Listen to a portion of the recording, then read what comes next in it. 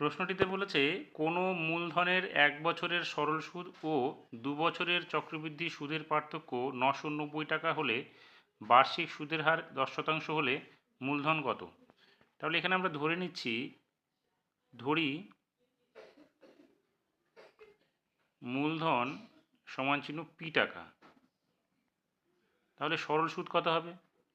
তাহলে সরল সুদ সমান চিহ্ন পি ইন্টু 1 ইন্টু 10/100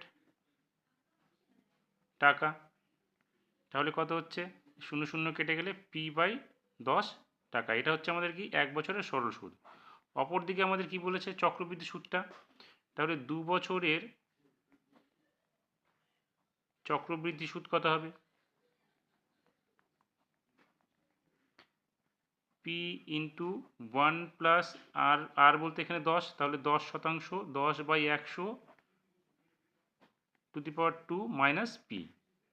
তাহলে এখানে কি হলো? p ইন্টু এখানে 10 একটা কেটে গেলে 1 প্লাস 1/10 পাওয়ার 2 বিয়োগ 1 পি টাকা।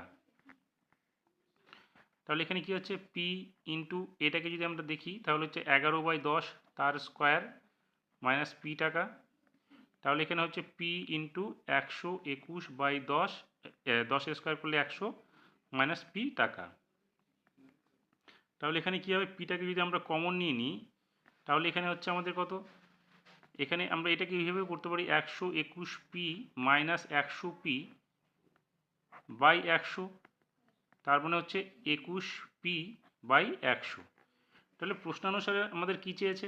প্রশ্নানুসারে চেয়েছে যে চক্রবৃদ্ধি সুদের থেকে সরল সুদের অন্তর কত হচ্ছে? 990 টাকা। তাহলে এটাকে আমরা এইভাবে লিখতে পারি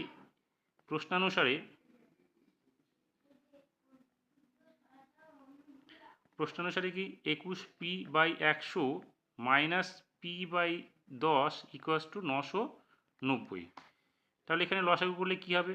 100 হবে আমাদের লসাগু, এখানে হবে 21p minus 10p equals to 990, বা এখানে হবে হচ্ছে 11p ইকুয়ালস টু 990 ইন্টু 100 হয়ে যাবে, বা পি ইকুয়ালস টু কী হবে? 990 ইন্টু 100/11।